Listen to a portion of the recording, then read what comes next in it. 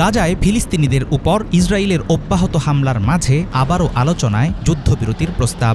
মার্কিন president Donald ট্রাম্পের দেয়া ৬০ দিনের সিজ ফায়ার চুক্তির সম্ভাবনা আশার আলো দেখাচ্ছে ঠিকই, কিন্তু এখনই যুদ্ধ থামাতে একরকম নারাজ ইসরায়েলের প্রধানমন্ত্রী বেনিয়ামিন নেতানিয়াহু ও তার যুদ্ধোন্মাদ মন্ত্রিসভা। অন্যদিকে গাজার স্বাধীনতাকামী যোদ্ধারা কিছু শর্তের ব্যাপারে এক চুলো আপোষ করবে না। গত জুন মাসে ইরানের দাঁতভাঙা জবাবে ইসরায়েলের যে ব্যাপক ক্ষয়ক্ষতি হয়েছে সেসব সামলানোর সুযোগ দিতেই কি চুক্তি করতে চাইছেন ট্রাম্প? সত্যিই কি এবার বন্ধ হবে ইসরায়েলের ভয়াবহ আগ্রাসন, নাকি এই যুদ্ধবিরতি কেবলই এক নতুন প্রতারণা? কি আছে ট্রাম্পের যুদ্ধবিরতি প্রস্তাবে?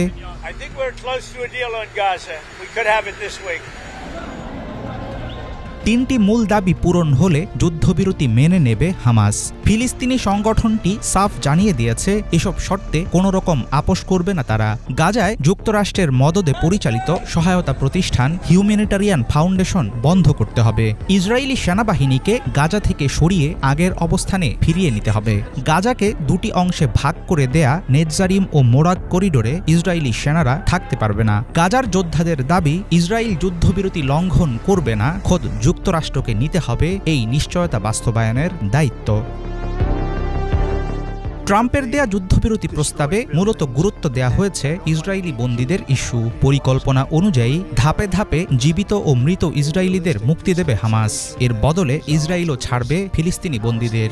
গাজায় সহায়তা বিতরণের কাজ করবে জাতিসংঘ ও রেড ক্রস। গাজা থেকে পর্যায়ক্রমে ইসরায়েলি সেনাদের প্রত্যাহারের কথাও রয়েছে ট্রাম্প সমর্থিত প্রস্তাবে। তবে স্থায়ী যুদ্ধবিরতির কথা কিংবা হামাসকে নির্মূল করা হবে না এই ধরনের স্পষ্ট কোনো প্রতিশ্রুতি সেখানে নেই। ফলে মার্কিন প্রেসিডেন্টের আনা প্রস্তাবকে সন্দেহজনক ও প্রতারণা বলে মনে করছে গাজার যোদ্ধারা।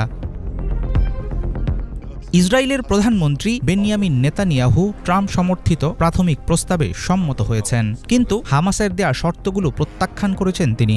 নেতানিয়াহু জোর দিয়ে বলছেন, গাজার যোদ্ধারা ধ্বংস না হওয়া পর্যন্ত তাদের যুদ্ধ চলবে। তবে বিশ্লেষকদের ধারণা, নিজের রাজনৈতিক অস্তিত্ব বাঁচাতে যুদ্ধ দীর্ঘায়িত করতে চান নেতানিয়াহু।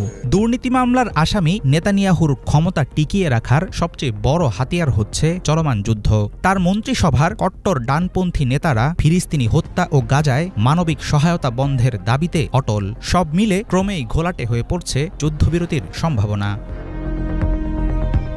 গাজায় আগ্রাসন বন্ধ, যুদ্ধবিরতির সম্ভাবনা ও আশঙ্কা এবং নানামুখী গুঞ্জনের মাঝে তীব্র আকার ধারণ করেছে ইসরায়েলের আগ্রাসন। লাফিয়ে বাড়ছে ফিলিস্তিনিদের হতাহতের সংখ্যা। দখলকৃত পশ্চিম তীরে ঘরবাড়ি ধ্বংস, নির্বিচার হত্যাকাণ্ড ও সহিংস অবরোধ চালাচ্ছে নেতানিয়াহুর বাহিনী। এর মধ্যেই ভয়াবহ রূপ নিয়েছে ইসরায়েলের সামরিক সেনা ও অবৈধ ইহুদি বসতি স্থাপনকারীদের সম্মিলিত বর্বরতা। এমন পরিস্থিতিতে মার্কিন যুদ্ধবিরতির ঠুনকো প্রতিশ্রুতি ফিলিস্তিন সংকটকে ঠেলে দিতে পারে আরও গভীর কোনো অন্ধকারের দিকে।